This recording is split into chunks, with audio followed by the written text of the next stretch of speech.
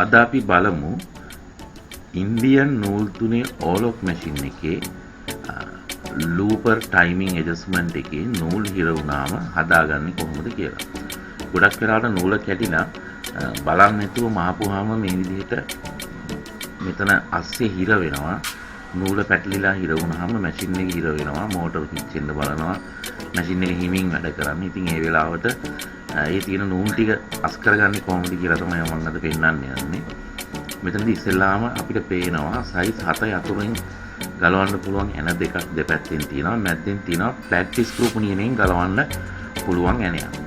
අපි ඉස්සෙල්ලාම ඔයාලට බැරි නම් හරියටම මේක තිබුණ විදිහට නැවත හයි කරන්න ඕන නිසා තිබිත්තන හරියටම හිතා ගන්න බැරි නම් මැද්දේ තියෙන කුඩා ඇනේ ගලවලා සම්පූර්ණයෙන්ම ඉවත් කරගන්න. එතකොට ඒ සිදුර ඇතුලෙන් බලනකොට කට් මාක් එක පේනවා. කට් මාක් එකත් එක්ක කොයි විදිහට අද කරලා තියෙන. කියන්නේ කට් මාක් එකේ මැද්දටද ඉස්සරහටද පිටිපස්සටද හරියටම තැන ඔයාලට බලා ගන්න පුළුවන්.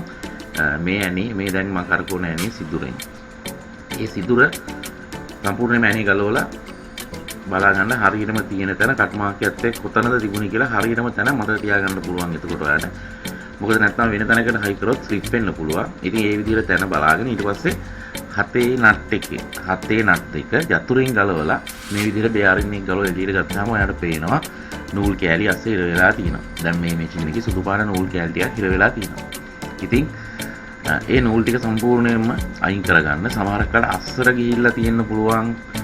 නූල එළියට ගන්න බැරි වෙන්න පුළුවන්. ඒ වෙලාවට ලයිටර් එකකින් ටිකක් පුච්චන්න. එතකොට ඒක ඝන වෙනවා. එතකොට පරණ ඉදි කටුවක් වගේ තුඩක් දාලා එළියට ඇදලා ගන්න පුළුවන්. සම්පූර්ණයෙන් මෙතන තියෙන කැලි ටික සුද්ධ කරලා නූල් ටික සම්පූර්ණයෙන්ම අයින් කරලා නැවත වරක් බෙයාරින් එක තිබුණ විදිහට මැද්දට දාලා අර කලින් මම කියවනේ කට් මාක් එකත් එක්ක මැද්දේ ඇනේ කට් මාක් එකත් එක්ක මොන විදිහටද තියෙන්නේ හරියටම මේ තිබිච්ච තැනින්ම තියලා මැද්දේ ඇනේ තද කරන්නේ නැතුව හතේ අතුරෙන් තද කරන ඇන දෙක ඉස්සෙල්ලාම තද කරන්න. එතකොට මතක තියාගන්න මේ තද කරන දාලා දකුණු පැත්ත රට දාලා හෑන්ඩ් වීල් එක උඩරිම වම් පැත්තට තල්ලු කරලා ඉවර වෙනවා. ඒ කියන්නේ හෑන්ඩ් වීල් එක තල්ලු කරාම දැන් උතන ගලවපුවාම මේන් ෂාෆ්ට් එක පොඩ්ඩක් දකුණු පැත්තට ඇදෙනවා.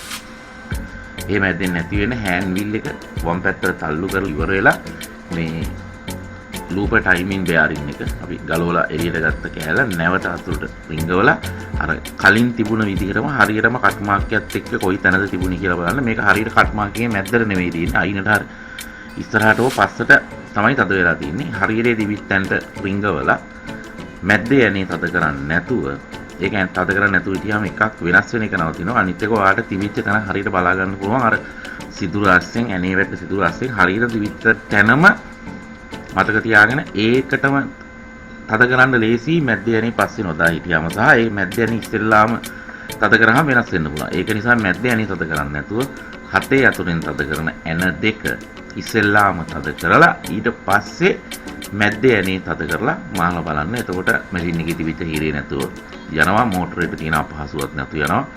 මේ විදිහට නූල් කෑලි අස්සේ තියෙනකොට මැවුවාම මෝටර එකත් ඉක්මනට සවුත්තර යනවා. මොකද මැෂින් එක හිර නිසා. මැෂින් එකේ වේගයත් අඩු වෙනවා. ඉතින් මම හිතනවා ඕගොල්ලන්ට මේ වීඩියෝ එක පැහැදිලිව නිවිහැනහිල්ල බැලුවොත් ඕගොල්ලන්ගේ මැෂින් එකේ එන මේ ලෙඩේ හදා ගන්න පුළුවන් වෙයි කියලා. ඉතින් channel එක subscribe කරලා තියාගන්න. bell icon එකත් click කරන්න. එතකොට අලුතෙන් මම වීඩියෝ එකක් දාපු ගමන් ඕගොල්ලන්ට බලන්න පුළුවන්. ඉතින් like එකකුත් දාන්න. එතකොට channel එක තව අයට පේනවා.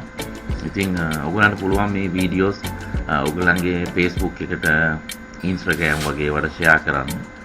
එතකොට ඔයාගේ යාළුවන්ටත් මේ වීඩියෝ දකින්න පුළුවන්. ඉතින් මම මේ වගේ වීඩියෝ එකක් අරගෙන එන්නම් ආයේ ඉක්මනින්ම. ඉතින් ඕගොල්ලෝ වීඩියෝ ෂෙයා කරලා මට දෙන සහයෝගයට ගොඩක් ස්තුතියි. මේ වැඩේ මට දිගටම කරන් යන්න හයියක් හම්බෙන්නේ ඒ තුලින් තමයි. ඉතින් මේ වීඩියෝ බලලා මේ වීඩියෝ එකට සම්බන්ධව මම දාලා තියෙන අනිත් වීඩියෝත් බලන්න. සමහරක් වෙලාවට ඔයා බලන වීඩියෝ එකේ ඔයාගේ ගැටලුවට හරිම උත්තරේ නැති වෙන්න පුළුවන්. මේකට අදාළ දේවල් මම තව වීඩියෝ එක කියලා තියෙනවා. දැන් ටයිමින් වල ප්‍රශ්නයක් ආවොත් ඔයාලට ටයිමින් තියෙන විදිය ගැන දාලා තියෙන වීඩියෝ එකෙන් ටයිමින් තියෙන විදිය බලා ගන්න පුළුවන්. මැෂින් එකට සම්බන්ධ අනිත් වීඩියෝත් බලන්න.